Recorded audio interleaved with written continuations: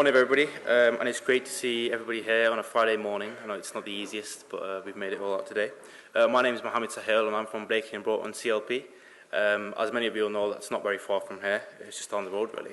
I just wanted to start today by talking a bit about why I'm backing Rebecca Long-Bailey to be the next leader of our party.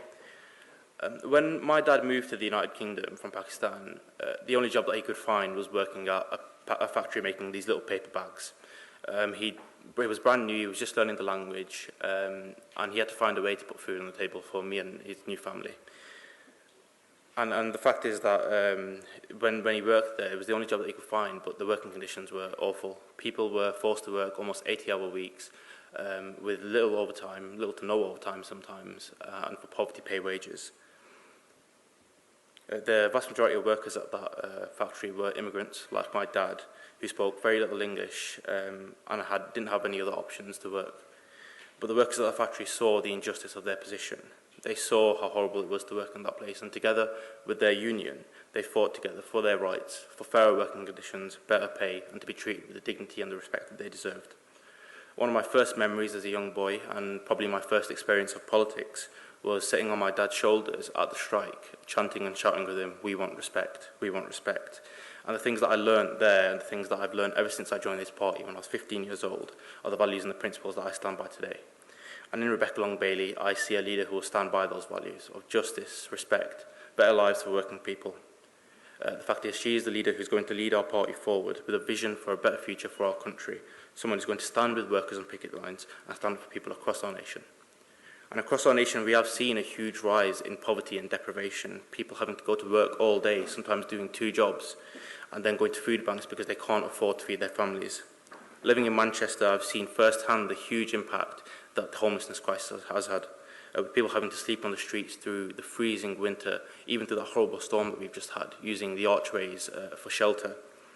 The last 10 years of Tory government have destroyed our country. The economic policy has destroyed people's lives and families across this country. And we're not going to win any election promising just a mild reform of the economic system, tinkering around the edges without dealing with the fundamental problems of the system.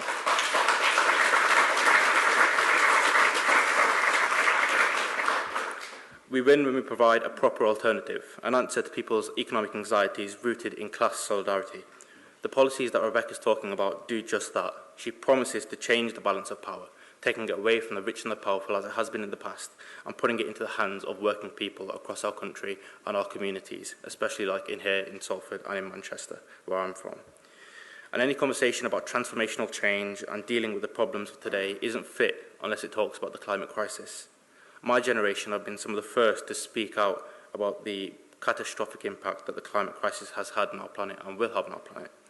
The polar ice caps melting, floods and droughts, extreme weather conditions across the planet. The threat that this poses to lives is bigger than anything we've ever seen before and anything that we may ever see again. It's not just our job, but our duty to do whatever we can to fix the mess that's been made. There's only one candidate who's promising a plan that's going to properly fix this, and that's Rebecca Long-Bailey with her Green Industry Revolution, a policy that she wrote, that she proposed, and that she has backed ever since. It's going to properly deal with the climate crisis, but also create hundreds of thousands of good, well-paying, unionised green jobs. The Green Industry Revolution, along with the transformational changes in our economy and our country, are not options, but necessities. We as socialists know that. And we have no choice but to elect a leader of our party who is going to win an election, but is going to change this country from top to bottom on a socialist platform, a platform that will fix the injustices of the economic system and properly deal with the ensuing climate crisis. I can only see one candidate for that job, one candidate who's been saying the right things throughout the last shadow cabinet, throughout the last election and throughout this leadership election, someone who's brought forward a policy like the Green Industry Revolution that promises to change lives forever. That candidate is Rebecca Long-Bailey, and I'm absolutely delighted to introduce her. So please welcome the next leader of the Labour Party and our next Prime Minister, Rebecca Long-Bailey.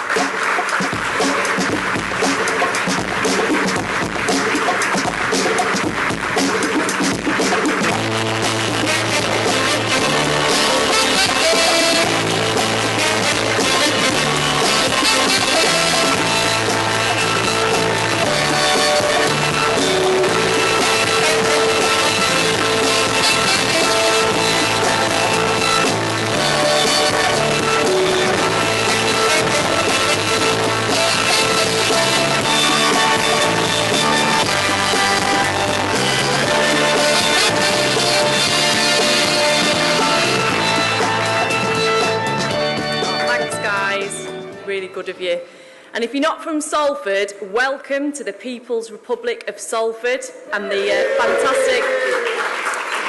fantastic Lowry Theatre. I'm so pleased that you've joined me here on my home turf. And this building that we're in the redeveloped Salford Docks, is named after one of this region's great artists, L.S. Lowry. He was born down the road in Stretford, where I was born, and he later lived here in Salford at a time of great change 130 years ago. And Lowry dedicated himself to painting Salford's industrial life. He was absorbed by it. He was proud of our city and what we produced. And we should be proud of our history. Working people, those born here, and those like my parents who came here, built this country. We struggled, worked hard, often in difficult circumstances, to make better lives for ourselves, our families and our communities. This struggle to realise our hopes and aspirations was never easy. Occasionally there were setbacks, obstacles were placed in the way. Take Peterloo, the massacre that took place in what's now St. Peter's Square, just down the road in Manchester Central. There in 1819, we stood in our tens of thousands, working people from all around Lancashire, demanding the vote, a peaceful democratic revolution, and were met by violence and death.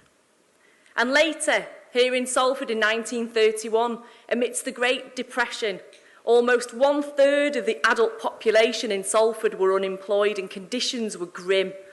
People marched to the town hall in Bexley Square protesting against the removal of the winter coal allowance and cuts to unemployment benefits. They demanded a better life and they were met with fierce violence.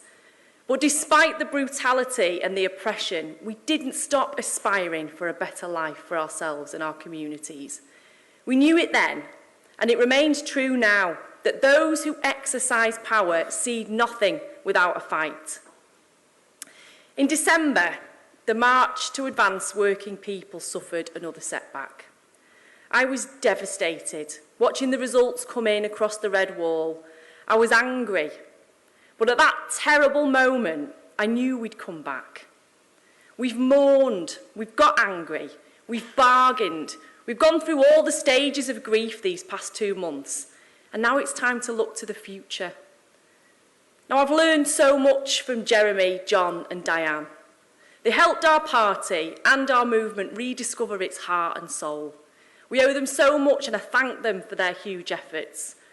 And I think history will be much kinder to them than today's media consensus, and we mustn't retreat from that politics. But they've done their bit, and it's time now for a new generation to take us forward. And I, for one, am ready to take up the mantle of socialist leadership. It's time to set our sights on a new horizon and plot our path to power. And to do that, we must learn the important lessons of defeat, know our enemy and understand the challenges ahead. I've already spoken about why we lost the election, an incoherent message, a breakdown in trust with our voters in our heartlands because we were more interested, if I'm honest, in winning games in Parliament than listening to them, and not being robust enough when we were attacked. We should have been better, but we must know our enemy too. We'll lose again if we fight yesterday's battles on today's terrain. The next election will not be defined by Brexit, but Boris Johnson and his advisers still want to convince voters that they're not traditional Tories, with Johnson acting the part of an anti-politician, and they'll claim that Labour is part of a failed establishment. The very idea might seem like a bad joke, but it's true. Boris Johnson, a millionaire Prime Minister whose persona was crafted on the playing fields of Eton in the debauchery of the Bullingdon Club, and whose party is literally funded by billionaires, is pretending to be on the side of the people. Equally, you might think it's impossible for our party, forged 100 years ago in our industrial community through struggle against a vicious ruling class, to be seen as just another part of the establishment. But that's how politics was represented in the last election. In this leadership election, our party needs to exercise the greatest care in who we choose to lead us. Because the British establishment wants to put us into a box that separates us from the people our party was built to represent. Well, I won't be put in that box, and I won't allow our party to either. Yes, we have to be credible to regain trust with voters, but I'm not interested in the definition of credibility used by the media and the chattering classes. The only credibility I'm interested in is winning that of people. Now, I want to show you why I'm the best person to lead our party. I know who I am, and I know who I represent, and nobody can represent me as a product of the elite. I spent my formative childhood years round here. It's a wonderful place, as you all know, with incredible working class institutions that we built for ourselves. We had pride, a strong sense of community. We didn't dream of becoming an MP, let alone Prime Minister. But it's precisely that background which I believe qualifies me to lead our party. When I grew up, I'll be honest, the future looked bleak. Job losses, shops closing, high streets run down. So people like me tried to escape the insecure lives that our parents had. We tried to educate ourselves, to give ourselves choices. But I felt what it's like to have obstacles placed in the way of your hopes and aspirations, and those of your community. I know what it's like to be told you'll never get there, that you don't have the right background or the right CV. We all think that if we work hard and play by the rules, we should expect to have a comfortable life. But that isn't true for millions of people. Anxiety about the future is growing faster than the hope that each generation will do better than the last. We're blocked off from aspiration. All the while, we've been told that we live in a meritocracy. We've all heard the mantras, work hard and you'll get on, but it's just not true. I've worked hard and I've done well, but it was sheer luck. And people no less clever and no less hardworking don't enjoy good lives. And if we lived in a world where how hard you worked or how clever you are translated into success, we wouldn't be on our 20th Prime Minister who went to the same school, for goodness sake. No child from my schools ever went on to become Prime Minister, but I'm going to change that.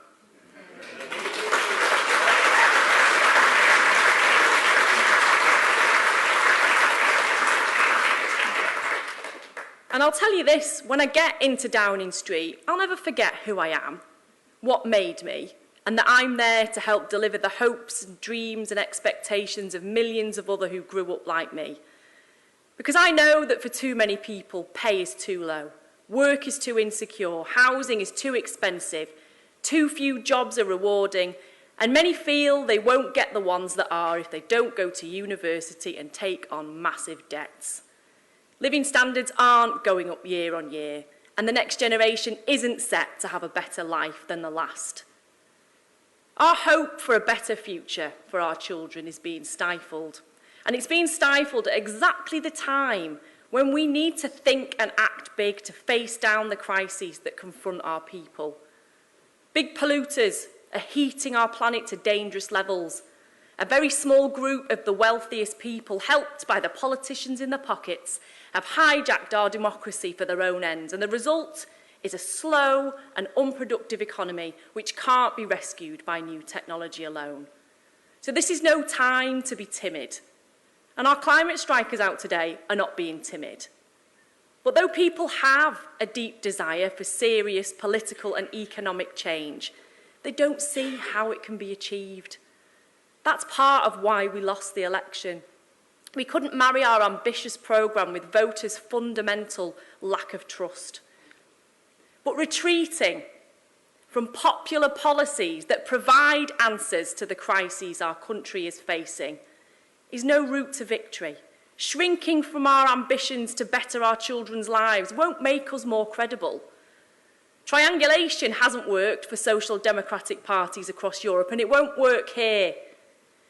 To give people hope that change is possible, we have to forge a path to power, not just for the Labour Party, but for the people of this country. Now, an unlikely source, this one. But in his introduction to the 1997 manifesto, Tony Blair wrote that our party was the political arm of the British people, and that's what we must become. I believe I can chart the course to get us there. Now, I have a great respect and admiration for the other candidates. I know we'll all play a massive role in the next chapter of our party's history. Emily's experienced and assured, but I've not heard her plan to win the next election. Lisa has laid out solid analysis of why we lost, and I agree with much of it, but I've not heard from her yet what the answer is. Keir is rigorous and detailed at the dispatch box. He helped us win a lot of votes in Parliament last year, but we didn't win the election. And that was partly to do with Brexit and partly because too many voters thought we looked like just another bunch of politicians in Westminster.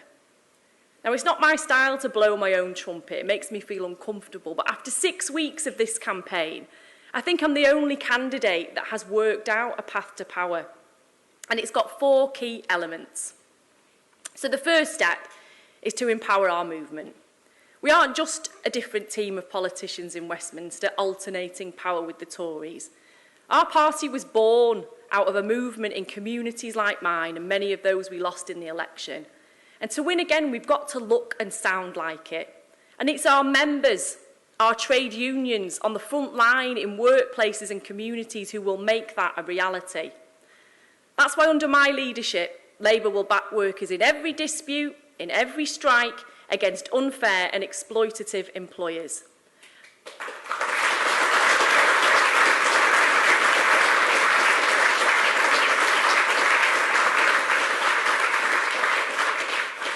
And we'll launch a mass trade union membership drive supporting hundreds of thousands of young activists who've been inspired by our party to become active trade unionists in their workplace.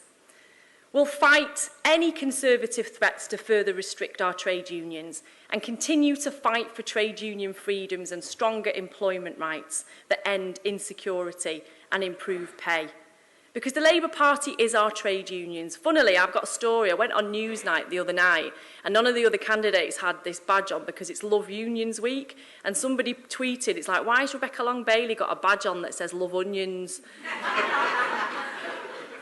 But we need to be proud of our trade union link, and we've got to convince our communities that every single one of them needs to be a member of a trade union, because many of the great achievements that we have faced and achieved within our society, they've come through our trade unions and movements coming together. It wasn't because a politician decided it was a good idea. It's because as a movement we demanded that change. So trade unions are going to be key to winning this next election. Now, Labour members are also our greatest organising asset. But let's face it, the pace of change to empower members has been too slow. We need to trust them and support them. And that means helping them organise to raise up popular demands in their workplaces and in their communities. But if we ask our members to do more, then we've got to give something back. And you know what's the least we can give? Open selections.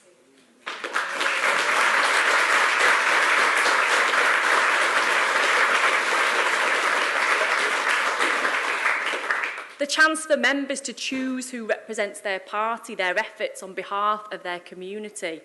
Now, I've heard the line about wanting to deselect Tory MPs, not Labour ones. But this isn't about that. It's about creating a party full of motivated, engaged members who can then sweep those Tory MPs away. So I say this to my colleagues in Parliament who might be worried about a more democratic party. Let's not be timid. Let's nurture our talent and bring people into every role in the party. Let's find our AOCs. We have leaders in every community. Let's help them find their voice and their place in our movement, be that as an activist, as an organiser, or even a candidate. Imagine we could have a member right now in this room who's part of an anti-fracking campaign, maybe in a town like Blackpool, which now has 2 Tory MPs. We could provide him or her with political education, encourage them to join a union. At work, they'll help her co-workers get involved in the union and build up trust with them by standing up to a bullying manager. They'll also talk about fracking and our green industrial revolution in their union branch and about the Labour movement to their fellow climate activists. And come the next election, that person will have helped win their co-workers and anti-fracking communities over to Labour. strengthening both movements to help us force through decisive change once in government. Remember, power sees nothing without a fight. But it's not enough just to empower our movement.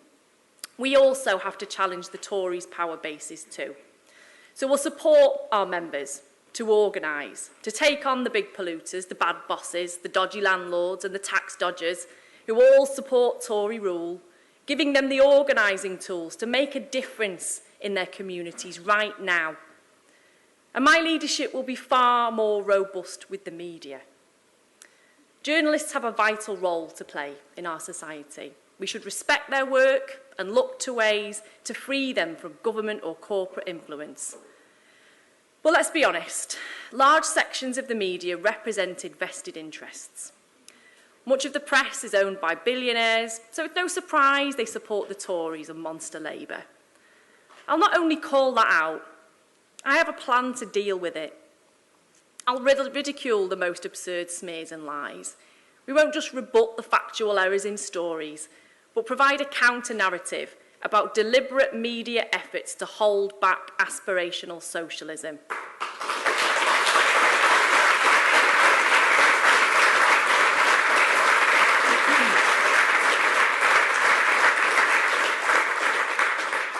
But a credible and effective communication strategy extends beyond just being more combative and self-confident. It also means being more creative. So I'll set up a dedicated, creative digital communications unit in the party, producing viral content that can both get around media hostility and speak directly to voters. If we can empower our movement and effectively communicate, then we can stir up a democratic revolution in our country. And we need no less than a democratic revolution, if I'm honest, because serious lasting change won't happen without it. To win again, Labour must become a force capable of uniting the majority in our country to bring one about. That's people's path to power, and that's our path to power. So I'll always champion the idea that democracy takes power away from the offshore bank account and places it on the ballot paper. But we've got to be honest. Westminster feels as distant to many as Brussels did. We need a democratic revolution to break the hold of Westminster and the city over our politics and show people that they can and will have the power to achieve what they want to achieve. 6 of the 10 poorest regions in Northern Europe are in the UK, because for too long, the fate of our regions has been in the hands of people who only visit them for a photo op in a high-vis jacket, not naming any names. I wore a high-vis jacket though, but obviously I don't do it for that reason. So power needs to be closer to people geographically, with meaningful new powers and funding devolved to local level to grow local economies, invest in communities and build council homes. We spoke about the economy in the general election, but we didn't have anything to say to people who'd lost trust with democracy. After the Iraq war, the expenses scandal, and the austerity lie that we're all in it together, who can blame them? So to follow our path to power, we will champion a democratic revolution. And just the first step would be scrapping the House of Lords and creating an elected Senate.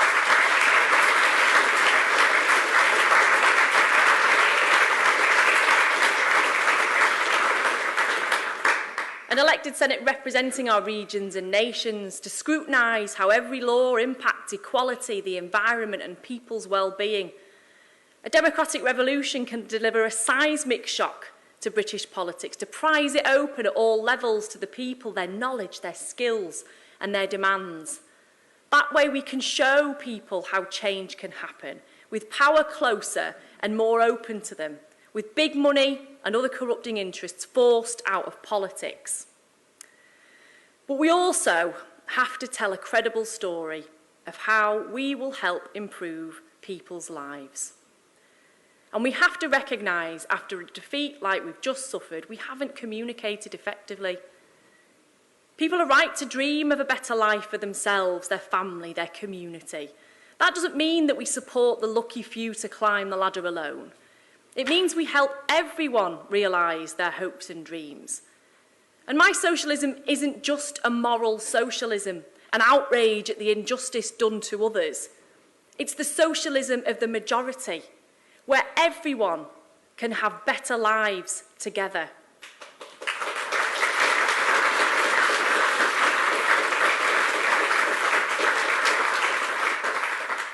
And I believe that building that majority for change is a socialism that wins. So our path to power requires us to speak in everyday language to people simply going about their normal lives. We have to understand that people want a better life for their children. That's aspiration, but we can only secure that together. That's socialism. As a party, we should be proud of people's successes and hard work, and we should speak to their hopes and dreams. And the language of aspirational socialism gives us something powerful to say to all of our heartlands in all their diversity, all the way from Blythe to Brixton and beyond. And we can build that majority for change through common sense, collective solutions to Britain's mainstream problems.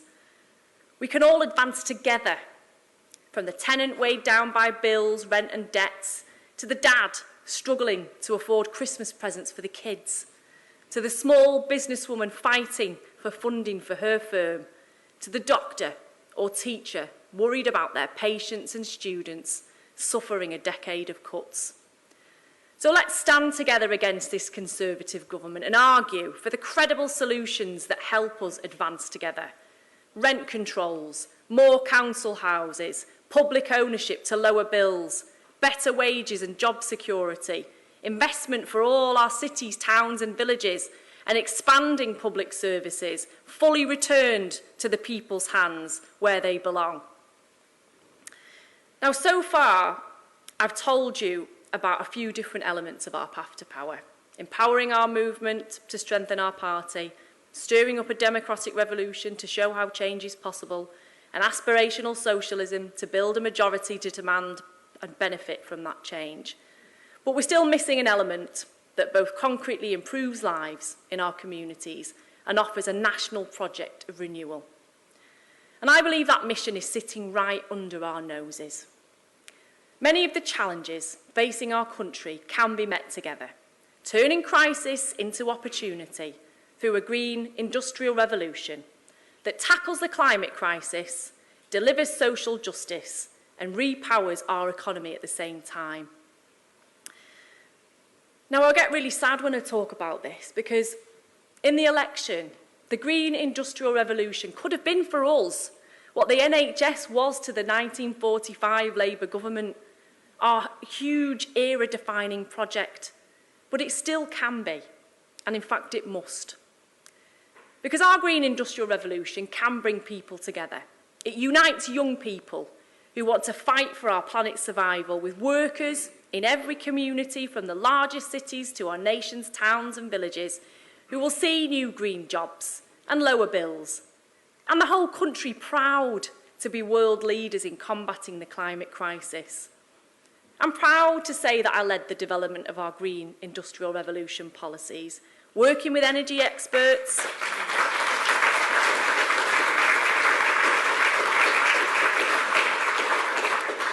working with businesses, engineers, activists, trade unions and the members of the communities in town hall after town hall. I've seen how the green industrial revolution can unite and mobilise people. But we've got to tell a concrete, detailed story in every constituency of what this change would mean and how it's the people in that community who will be driving and delivering that change. The green industrial revolution will never take off if it's something done to people rather than done with them. And let's take the example of Falmouth. If you don't know it, Falmouth is a lovely town on the south Cornish coast. It's part of the Truro and Falmouth constituency that used to be a Tory Lib Dem marginal, but now we're in a strong second place. We targeted the seat in the general election looking to take it off the Tories, and we were right to. It's not just towns in the Red Wall that have been held back and need aspirational socialism. We need to win right across the country. And our green industrial revolution would have transformed Falmouth's fortunes, but we didn't get that message out. Alongside local businesses, the community and energy experts, we've developed plans to expand Falmouth's historic docks, which are a big part of the town's identity. We worked out how we'd use public investment to crowd in private capital to create marine technology jobs and floating offshore wind. We should have given our activists in the town a detailed vision to sell on the doorstep, a vision of the future. The new high-skill, high-tech jobs wouldn't just benefit those working in the docks. Those extra salaries would be spent supporting local businesses, helping revive the high street. The whole town could be renewed, and through the docks that help define its identity, give it pride and purpose. That way we could show in every community how our green industrial revolution will be the cornerstone of a new economy that sees your living standards rise each year again, powered by clean energy, high-tech, private and public enterprise, a strong democratic state, and expanding high-quality and universal services. Now that's an exciting, credible, aspirational socialist project that we can build a majority for in our constituencies all around the country. But to deliver our path to power, we need both details and big vision, and I do both. I'm a details person, I work hard, I don't slack off, and I suppose that's the benefit of being a working class woman, always having to work twice as hard to show you're just as good, in fact better, than an upper middle class man.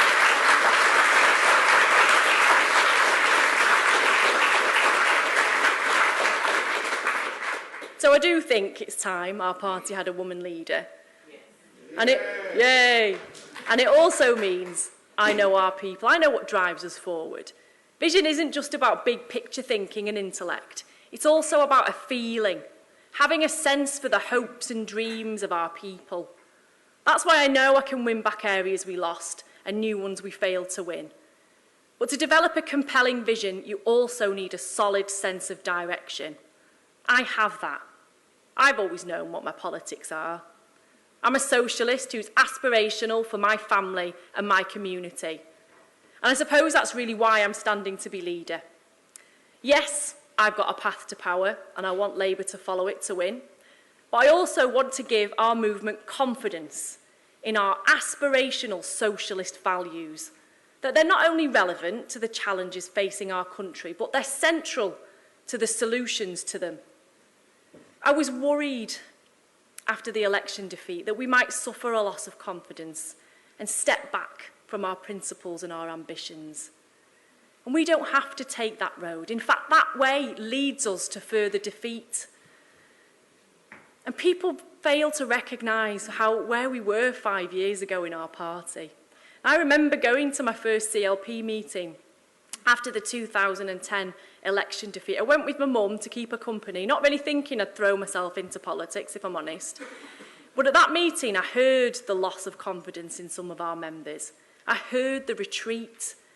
I remember being horrified when one member spoke about how we should means test meals in hospitals. I wasn't just shocked because it's a bad policy, but because it was a losing strategy. We won't defeat the Tories without offering a self-confident alternative that builds a majority for change rooted in our aspirational socialist values.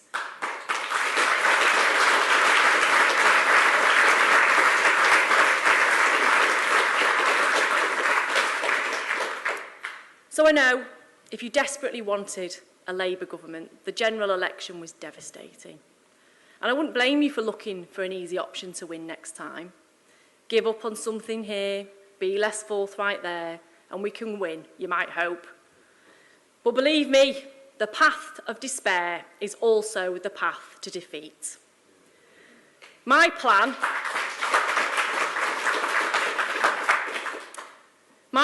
based on aspirational socialism, a green industrial revolution, empowering our movement, and a democratic revolution is our path back to power.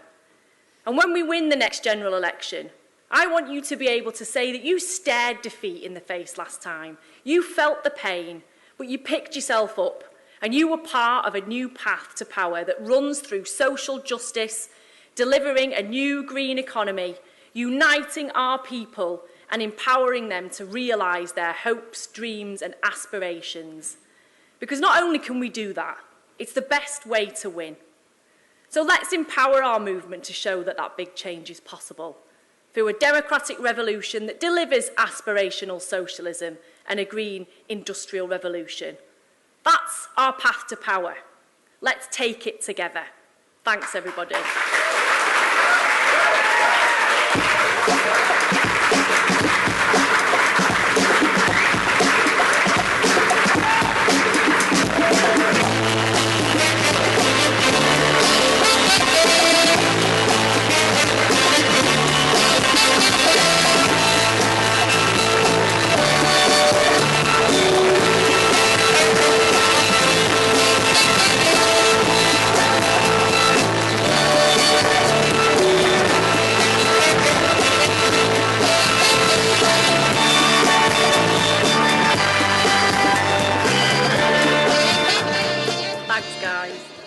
So then we're going to take some questions now. We'll take some from the press and then a couple from the crowd.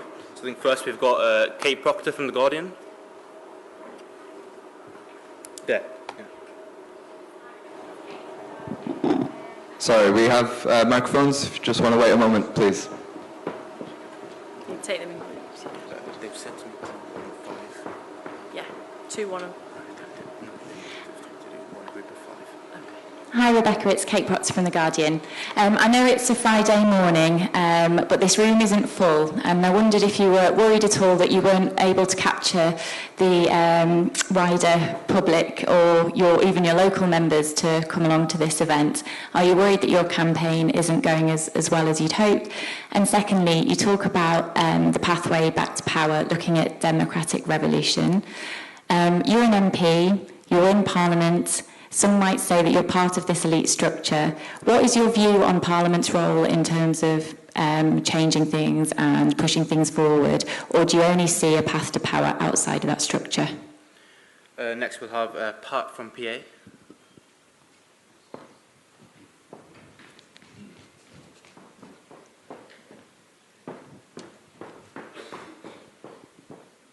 Thanks.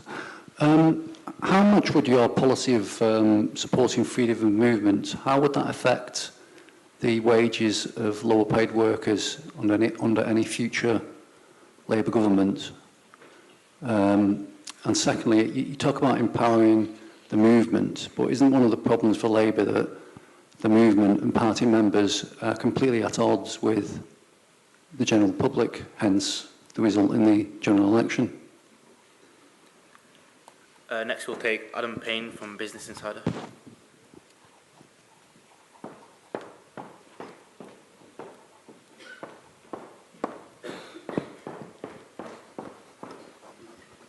Morning, Rebecca. Adam Payne from Business Insider. In your speech, you talked about how devastated you were after the last election and how it was an election in a lot of ways dominated by a single issue in Brexit. With that in mind, does a part of you regret that Labour agreed to that election? Do you think it was a mistake to do so at the time? And secondly, obviously you want to talk about things other than Brexit, and I think most people probably do. But if you do become leader later this year, the country could be staring down the barrel of exiting a transition period without a free trade deal, unleashing economic chaos which could result in job losses across the country. If you were Labour Party leader, what would you do to try and stop that? I will have 2 from the crowd as well, so if there's anybody who has a question, put your hand up. Back there, and the man with the beard there. Oh, sorry. Yeah. Oh, sorry. Hiya. So MIT, the University of the States, has predicted there is a 7% chance of a recession in the next 6 months. I was just wondering how, as leader, that would affect your strategy towards the economy and dealing with like jobs and housing, that kind of thing. Thank you. And then one from the man there. Hi. So I was really glad to hear in your speech about the fact that you're going to replace and get rid of the House of Lords. I was just wondering how you're going to replace it, and also how you'll make sure that that house is a lot more accountable and a lot more close to the people.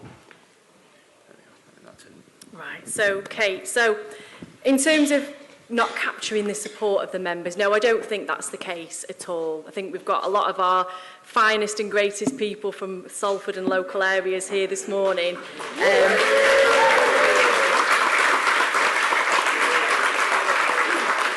And it's a long campaign, And I'll be honest, I didn't have a campaign ready to go as soon as we lost the election because I'd spent my time trying to win the general election. So I was behind the other candidates, but we can see that movement growing. And one of the fears that I had when we lost the election was that I thought that our members, of course, they were going to go through a grieving process. They were going to be sad and upset that everything that they believed in suddenly might have appeared as if it wasn't viable anymore. And one of the reasons I'm standing is to tell them that it is. Yeah, there were many things that we got wrong in that general election, but believing in a better life for our communities and having a plan to get there was not one of them. And we need to communicate that we are the party of aspiration and of bettering people's lives. On the role of Parliament, the role of Parliament, both as an opposition and obviously as a government, has a huge role, but we won't get into government unless we empower our movement within our communities to develop our messages and ensure that in the face of any hostility within certain elements of the press, our messages are cutting through. And that's why it's so important to build up that movement. And I want our parties to get up to 1 million members and our trade unions to increase their membership as well to be able to do that. Because it is about having a media strategy that's far more outward looking and robust than we previously had, rebutting smears and having a dedicated rebuttal unit within our party to counteract that, because a lie travels around the world before the truth has a chance to put its boots on, and we all know that. And I know that from my own leadership campaign at looking at some of the bizarre stories that have been doing the rounds. But we also need to do a lot in opposition, because we have got a government that wants to put us into a box. They want us to be viewed as the establishment, and they're laying a trap for us. They would love nothing more for us to go down the route of shiny suit wearing, not kind of rocking the boat too much, not setting out a transformative vision and trying to scale back our ambition so that they can turn around to our communities and say they're part of the establishment. They don't want to transform your lives, we will. And that's very dangerous. And that's why now is not the time to retreat from our ambition. It's recognising what we got wrong in the general election, but never losing faith in what we believe in as socialists.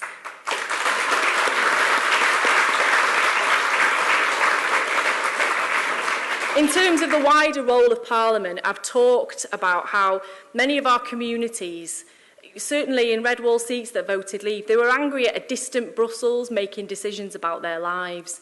But they feel very, very similar to Westminster, or feel very much the same about Westminster, should I say.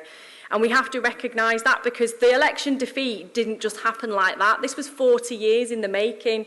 Many of these communities were deindustrialised when our economic model shifted under a Tory government in the early 1980s, and those industries never returned.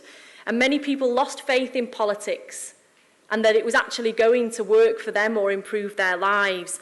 So we've got to make sure that Parliament has a role in giving power away. As Nye Bevan said, the whole point of getting power is to be able to give it away. And that's why I want to see our regions and nations be given far more political and economic power to develop their own local industrial strategies, of course with national oversight, because everything has to work together. But we need to empower our communities more so that they feel that they have control over their futures. I also think that we need to define what the role of government actually means, and I've talked about us needing to have a constitution. We've got a saying in Salford that the council's mantra, the welfare of the people is the highest law. And I've always believed that the role of government is the betterment and safety of its people, and that needs to be enshrined constitutionally so that every decision a government makes is predicated on the basis of how much it improves people's lives, quite frankly.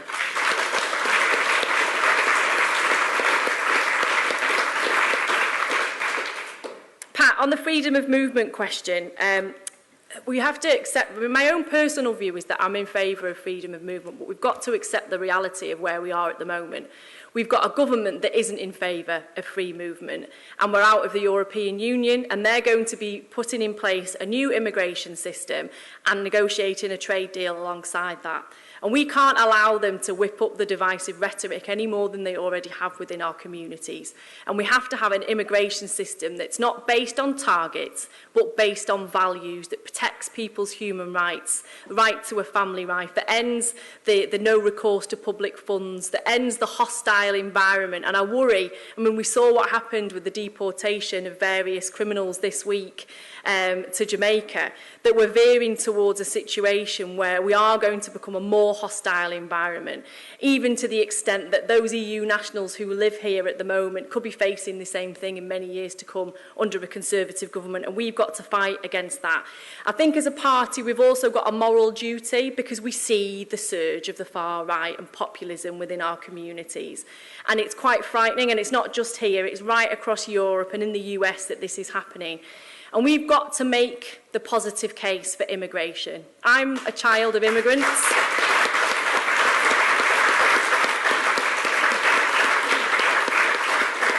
And I'm proud of that, and my parents are proud of living in this country and working hard and making our country what it is. And it's also important to call out the misrepresentation of statistics. The Oxford Migration Observatory, which is a group that's linked to Oxford University, does periodic reviews about the depression of wages caused by immigration, and it's negligible. There is no truth in the argument that our current levels of immigration are depressing wages. But it's right that our communities are angry about the things that aren't working for them in their communities, but that's got nothing to do with immigration. They're right to not have enough council houses and be angry about that because their children can't find anywhere to live.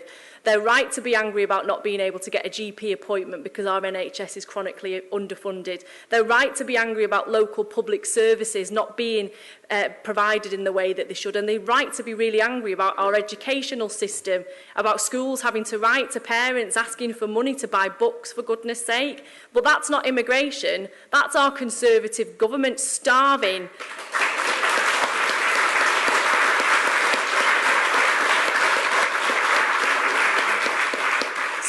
our public services. And as a Labour Party, we can't be afraid of making the argument for properly funding our public services, because they're the building blocks to aspiration: a good education, good housing, good health. They're the building blocks. So we should always make that argument and demand more for our communities. But sometimes we haven't been very good at making those arguments, if I'm honest. The question about, was the election a mistake? I mean, I'd rather not have had the election, but I don't think we were in a good place. And there were many reasons as to why we lost this election. Brexit was a huge one. We'd lost the trust of our communities on Brexit. Unfortunately, despite, the things that were happening in Parliament to try and stop a no deal, many within our community saw us as a party of the establishment who were trying to overturn the referendum result. Our Leave voters were angry. Our Leave voters were angry because that's what they felt was happening. Our Remain voters, very strong Remain voters, thought that we weren't arguing for a strong enough relationship with the European Union. And whilst we tried to have a compromise and we tried to bring people together, it didn't work. And it didn't help that we had different colleagues going up and saying different things to the press, confusing our message and giving their own personal view instead of what the party line was. It was also confusing and ambiguous, the final stage of our policy position, because we talked about a people's vote as a way to resolve the conversations that were happening within our communities. We were going to give people a vote on the final deal. But then when we were asked if we were going to campaign for our own deal, our answer was, I don't know, we'll have to see what it looks like, might campaign for Remain. And that was really bad, and it confused a lot of people. But we've got to accept now that we've had that election, it was a Brexit election, and the decision has been taken by the people, and they made us pay for our mistakes. And now we've got to spend the next 4 years building an economic vision of what the UK can look like outside of the European Union. We have to scrutinise everything that the government does in its trade talks, because I'm concerned, as I was when we had the referendum result, the referendum to start off with, that the Conservatives would use it as an opportunity to water down workers' rights, environmental protections and safeguards, consumer standards. So we need to be looking over their shoulder every step of the way, and that will be difficult in opposition when they've got such a huge majority. But it's our job and the job of the press to make sure that the public are aware of what the government is doing. We also need to provide support for those businesses who will be affected by a hard Brexit. Now, big businesses are trying to prepare, and I'm not going to rehearse or regurgitate the arguments that we've been having over the last 4 years about my fears of big industry potentially relocating in the event of a hard Brexit. But they've been in a position where for the last 4 years, they've been preparing for the worst. They've been setting aside contingency funds and producing contingency plans. But many of the businesses in their supply chain, the smaller ones, and smaller businesses within our communities, they don't have the resources to plan for this. If a big business leaves, a whole supply chain potentially goes bust. Small businesses that rely on the economy booming because of that big business, because people shop in shops, use the hairdressers, they're affected. And we need to tell those stories and demand that the government supports those businesses that are in trouble. Because it's not right to have a government that thinks there should be winners or losers, that it's dog eat dog and that's just the way things should be. That's not how an economy functions, and the government has a role to make sure we have a healthy economy. That takes me on to the recession question. Would our strategy towards the economy be different in the event of a recession? Now, the reason that we potentially would be facing a recession is because our economy is broken. We shifted from an economy in the early 1980s to one that was more diverse, had more manufacturing, to one that was largely reliant on financial services in one particular area of the UK. And that meant that in the event of a shock or a recession or a financial crash, we couldn't absorb the shock in other industries, and it took our whole economy down with it. There are also wider questions as to why a recession could happen. If anyone's watched The Big Short, at the end of it, it shows very clearly that despite everybody knowing what happened in the last financial crash, they've not really learnt the lessons. They're still packaging up these derivatives in different innovative ways so that people think that everything's changed, but it hasn't really. And we need to fundamentally reform our economy. We've also got to invest in the UK. We're the most regionally unequal country in the whole of Western Europe, and that's happened because of our economic model. And now we've got to make sure that we put that right and start reindustrialising huge areas of the UK. And that can happen through a green industrial revolution. It can happen through a robust industrial strategy, but it won't happen by accident. And the government's role, in my view, is to use its economic power, its economic spending power, to act as the green shoots that crowds in excitement and private investment. And that's why when I talk about public ownership, people like to try and dismiss when we talk about public ownership as if it's just some ideological fascination that many of us in the parties have. No, this is about making sure that the government has the power to drive forward the investment that we need to spur on our economy. So energy is one example. We have energy network companies that have been widely criticised for prioritising dividend investment, dividend extraction, over investment in critical infrastructure. They're not investing in the way that they should to get us ready for those green technologies of the future. And that's why we needed to take the networks into public ownership, so we had control. But also through doing that, it also gave us an opportunity to bring people's bills down, end the market exploitation that many of our consumers were facing. So no, we wouldn't retreat from our economic policies in the event of a recession. In fact, they've become far more robust. And then finally, the question about replacing the House of Lords, what does that mean? Well, I don't agree with the House of Lords because it's the only unelected chamber in the whole of Europe. And I don't think it's right that, A, you've got lifelong peers there making decisions about our future and assessing legislation who aren't democratically accountable. I don't think it's right that political parties can appoint people, whoever they like, and they're there for as long as they like, making decisions about our future. And it's not to say that we haven't got some great lords, because we have. Some of them are experts, some of them are brilliant community campaigners, and they've done great things, and they should be respected for that. But my point is that this is a second chamber that assesses every single piece of legislation the government passes. And that second chamber should be democratically accountable to our communities. So that's why I want to abolish it.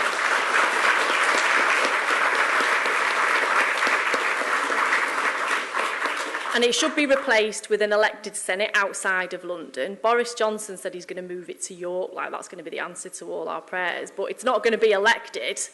It's just going to be a change of location.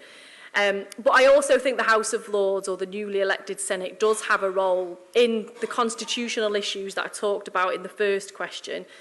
So, as I said, the role of government should be the betterment of the people. So that means that the House of Lords' new remit would be to assess legislation against measures, environmental sustainability. Does it improve our quality of life? Does it improve public services? A whole long list of things that are dedicated to checking legislation to see if it's actually there to make our lives better, essentially. And that will be one step towards restoring faith in politics, I think.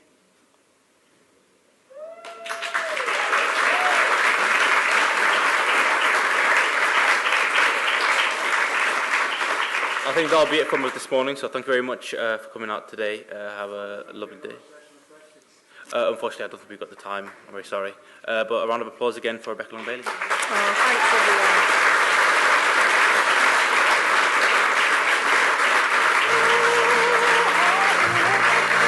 thanks, everyone. Thanks, everybody.